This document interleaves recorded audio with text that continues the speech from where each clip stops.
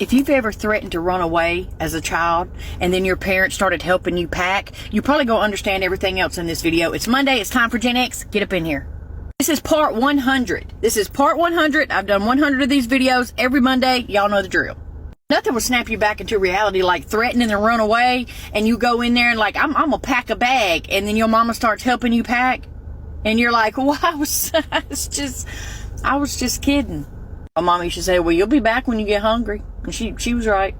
When you were growing up and you ever got in trouble and you was crying, were you told that you're going to be given something to cry about, which I never understood because I'm already crying. This going to hurt me more than it hurts you. I beg to differ.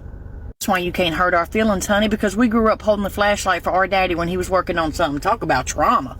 And you think you going to hurt our feelings? That's so cute. And we grew up at a time where we hurt feelings and faces. We pull up. Your parents also tell you, do as I say and not as I do. And you're like, what? You are setting the example for me. What are you talking about? Or if you messed around and was trying to complain, talking about, well, so-and-so's mama this, so-and-so's daddy that. And they would tell you, if so-and-so jumped off a bridge, would you jump too? And you have to be like, actually, no. Good point. You remember those rare times that you actually went into the grocery store with your mama walking around, and gosh forbid she run into somebody she knows or somebody she ain't seen in a long time. Honey, you might as well just get comfortable, because they are going to stand there for 3 days and relive their entire childhood.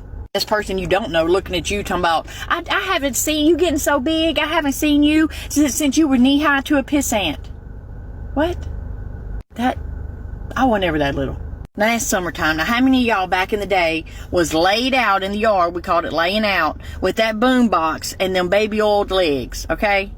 Yeah, getting that sun with the little sprinkler. Speaking of which, that's the only swimming we had, right? That was our water park, was that sprinkler in the front yard. You would just run through it over and over, and that's how you cooled off in the summertime. Or you found some ragged tarp or something and made your own slip and slide, which was never long enough because you'd end up sliding about 4 feet past this plastic, just straight into the grass. Then you had those rare times when you were actually sick enough to not go to school, which was very rare, because unless you wake up holding your own head, you was going to school. Was you staying at your mama's house on that sick day? There wasn't going to be no playing or going outside, because if you're too sick to go to school, you're too sick to be playing.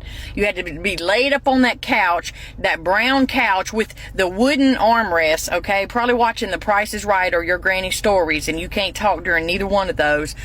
Sweating to death, because you up under that brown and orange Afghan, that crocheted Afghan that weighed 42 pounds, drinking you a little Sprite, maybe some crackers and some chicken noodle soup. I'm going to go on and say, y'all remember when them ding-dongs came wrapped in aluminum foil? They tasted way better than they do today, much like everything else. And before Crocs, honey, we had them jelly shoes. You remember them? Would rub a blister on your foot in about 3 minutes of wearing them. They had like the little crisscross patterns, tore the back of your ankle up, sis. When they got hot, that plastic would kind of shrink and be stuck to your foot, and you'd peel that sucker off and have that crisscross pattern across the top of your foot. I hated jelly shoes and I hate Crocs. I don't own a pair of Crocs. If you ever see me wearing a pair of Crocs, I have been kidnapped and I'm signaling you for help.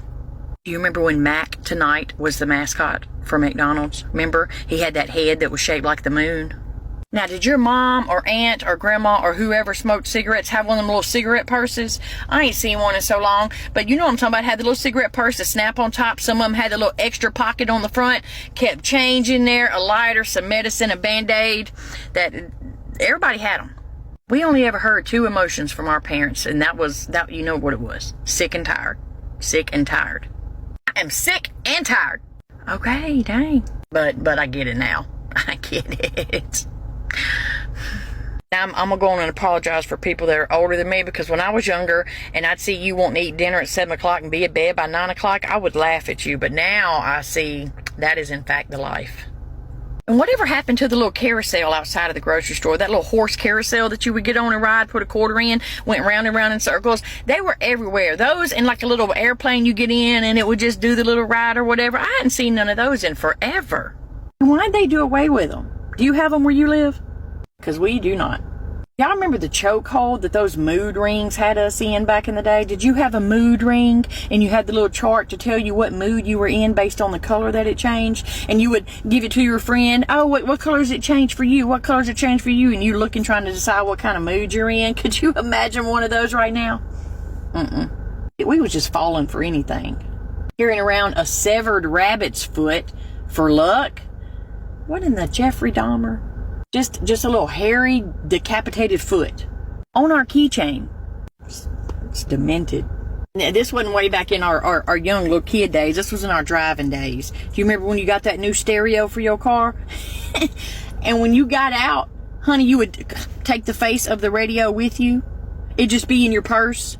So nobody could steal it. Ain't no face on it. You don't want it. We really thought we was doing something. Y'all be good.